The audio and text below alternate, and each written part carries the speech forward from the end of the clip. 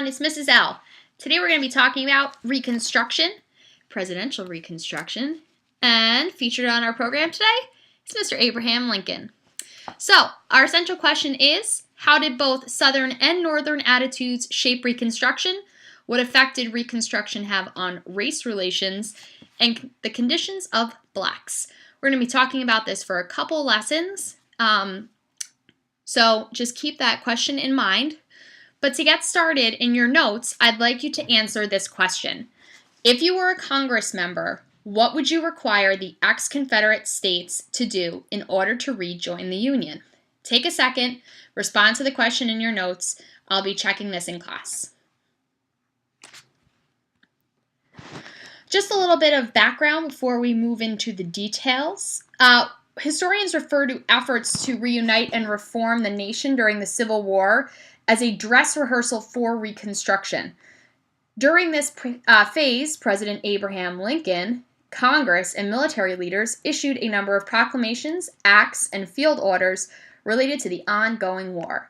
Such actions fueled ongoing conflicts over issues including emancipations and the rights of African Americans, the fate of the Confederacy, land ownership in the South, and the transformation of the Southern labor system and economy.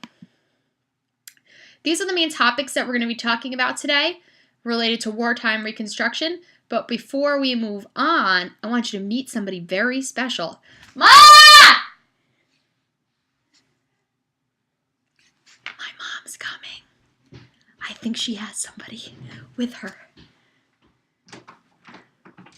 Say hi! Hi! This is Frederick Douglass. Everybody study hard now. Bye. Thanks, Mom. The war without annihilating the Old South, whereas Congress wanted to dramatically transform Southern society.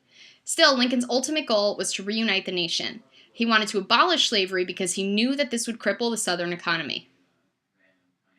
On the other hand, Lincoln believed emancipation should unfold gradually as not to alienate the pro-slavery border states in the Union.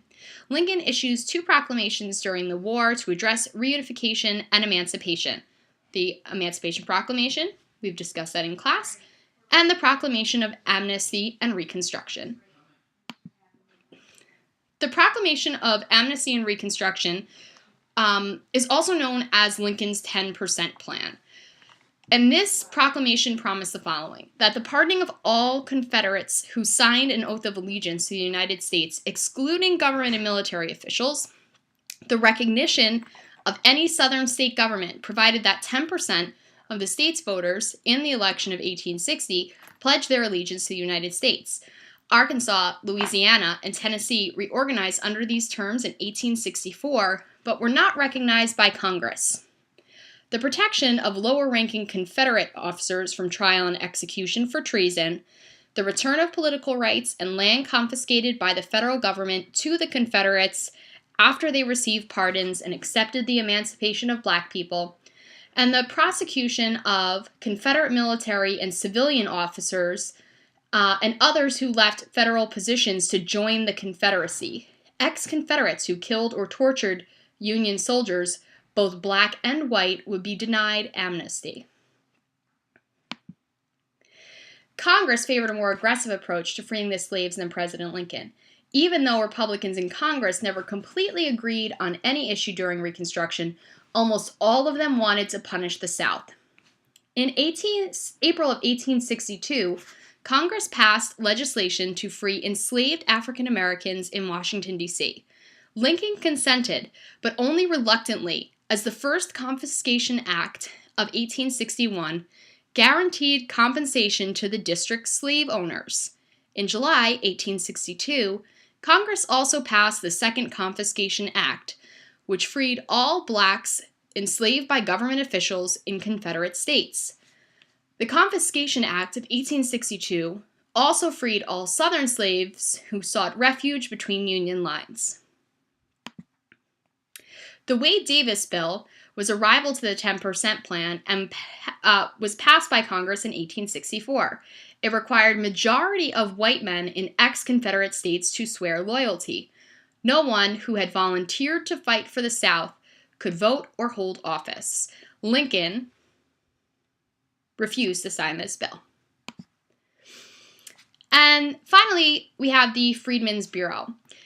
This was set up in March of 1865. And it's a government agency set up to help former slaves. Both Congressmen and Lincoln agreed on the creation of the Freedmen's Bureau, which is the first major federal relief agency. They were to provide a number of services to former slaves, such as giving food and clothing, helping to find jobs, providing medical care, setting up schools. Although the Bureau provided freed people some protection against aggressive whites who tried to take their lands and exploit their labor, the organization ultimately undermined blacks. Essentially, the agency steered freed people into the abusive free labor systems that replaced slavery.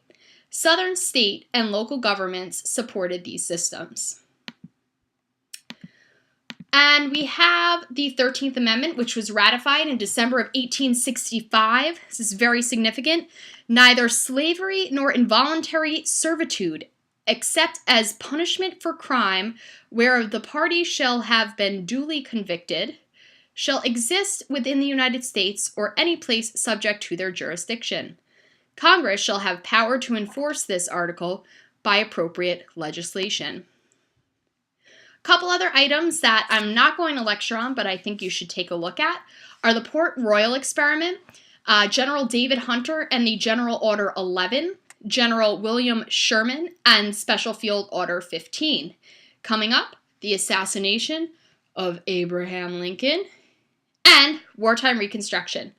Thanks!